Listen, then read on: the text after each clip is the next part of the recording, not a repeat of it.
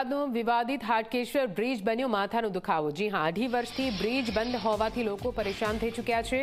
બ્રિજને તોડી પાડવાની કામગીરી કરવામાં પણ મનપા જાણે કે ઉદાસીન હોય તે પ્રકારની પરિસ્થિતિ। વારંવાર રજૂઆતો છતાં પણ કોઈ કામગીરી નથી થઈ રહી। લોકો હવે બ્રિજનો પાર્કિંગ તરીકે કરે છે ઉપયોગ।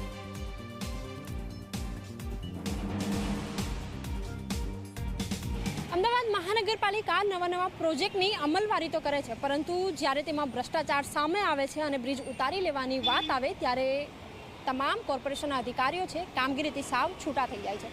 હું વાત કરી રહી છું હાટકેશ્વર બ્રિજની। આ બ્રિજ 2023માં જ બંધ કરી દેવામાં આવ્યો, કારણ કે બ્રિજની ગુણવત્તામાં ઘણા બધા સવાલો ઊભા થઈ રહ્યા હતા। આ સાથે જ મોટો ભ્રષ્ટાચાર થયાના પણ ઘણી બધી ઘટનાઓ સામે આવી। હાઈકોર્ટમાં કેસ પણ ગયો, પરંતુ પ્રજાને હાલાકી જ્યારે પડી રહી છે, ટ્રાફિકની સમસ્યા જ્યારે અહીં થઈ રહી છે અને બ્રિજ ઉતારી લેવા જેવી પરિસ્થિતિ આવી ગઈ છે, ત્યારે કોર્પોરેશન છેલ્લા 2.5 વર્ષથી આ બ્રિજ ઉતારી લેવાની કામગીરી પણ નથી કરી રહી। અત્યારે આ બ્રિજનો ઉપયોગ જાણે પાર્કિંગ માટે થઈ રહ્યો હોય તે પ્રકારની સ્થિતિ જોવા મળી રહી છે। આપ જુઓ કે જાહેર રોડ છે અને જાહેર રોડ ઉપર આડેધડ વાહનો જે છે એ પાર્ક કરવામાં આવી રહ્યા છે અને જે સ્થાનિક છે કે જેમણે અવારનવાર રજૂઆત કરી છે એવો પણ આપણી સાથે ઉપસ્થિત છે। એમની સાથે વાતચીત પણ કરીશું, પરંતુ ઘણા બધા સવાલો અમદાવાદ મહાનગરપાલિકાની કામગીરી ઉપર થઈ રહી છે। તેમની સાથે વાતચીત કરીશું। આપ જણાવો કે કેટલી મુશ્કેલી થઈ રહી છે। મ્યુનિસિપલ કોર્પોરેશનના સત્તાધારી પક્ષ જાણે આ પૂર્વ વિસ્તારના લોકો સાથે સંતા કુકડી રમતા હોય તે રીતે કરી રહ્યા છે। આજે 1 નહીં 2 નહીં 2.5 વર્ષ એટલે 700 ને લગભગ હું માનું છું 750 દિવસ જેવા થવા આવ્યા, પણ હજુ સુધી આમનું નિરાકરણ આવ્યું નથી।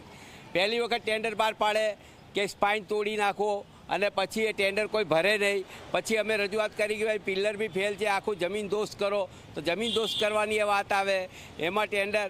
અને એના પછી જે સારંગપુર બ્રિજ છે કે કાળુપુર જે બુલેટ ટ્રેનનું કામ ચાલી રહ્યું છે, તેને યુદ્ધના ધોરણે જાણે તાત્કાલિકથી અને રાજ્ય સરકાર એમાં ફાળો આપે, મુખ્યમંત્રી શ્રી ફાળો આપે, પણ આ પૂર્વ વિસ્તાર જે તડપી રહ્યું છે, વેદના પીડાને વેદના છે। વાહન ચાલકો જો તો ટ્રાફિક જામ થઈ જાય, વરસાદમાં પાણી ભરાય, વ્યાપારી ત્રાહિમામ પોકારી ઉઠાય, ધંધા રોજગાર અને એ લોકોને કોઈ ટેક્સ માફીની યોજના આપવામાં આવે છે।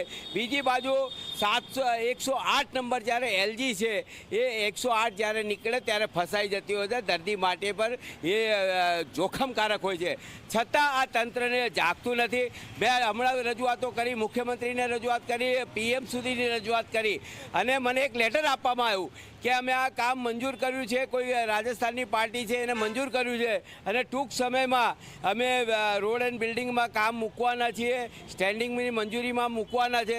પણ એ લેટરને પત્ર મળીને પણ આજે 2 મહિના થઈ ગયા, છતાં કોઈ નિર્ણય લેવામાં આવ્યો નથી। બિલકુલ, જે સ્થાનિકોને હાલાકી પડી રહી છે એ હાલાકીના કારણે ક્યાંક જે કોર્પોરેશન છે એ તેમની હાલાકી સામે આંખ આડા કાન કરી રહી હોય તે પ્રકારની સ્થિતિ જોવા મળી રહી છે। છેલ્લા 2.5 વર્ષથી આ બ્રિજ જર્જરિત હાલતમાં છે, જર્જરિત કરતાં પણ, કારણ કે 5 જ વર્ષ થયા છે, પરંતુ તેમાં ભ્રષ્ટાચાર એવો સામે આવ્યો છે કે આ બ્રિજ જર્જરિત જ થઈ ચૂક્યો છે। બ્રિજને ઉતારી લેવાની સ્થિતિ છે, પરંતુ તેમ છતાં આ ઉતારી લેવાની કામગીરી સામે પણ કોર્પોરેશનના અધિકારીઓને કામગીરી ન દેખાતી હોય તે પ્રકારની સ્થિતિ જોવા મળી રહી છે। કેમેરામેન તુષાર શાહ સાથે સપના શર્મા, Zee24 કલાક, અમદાવાદ। તો વિવાદનું કેન્દ્ર રહેલો, વિવાદનું કેન્દ્ર બનેલો હાટકેશ્વર બ્રિજ આખરે ક્યારે બનશે તે તો ખબર નથી, પરંતુ તેને ઉતારવા માટે પણ એમસી કેમ આટલો વિલંબ કરી રહી છે તે સૌથી મોટી વાત છે।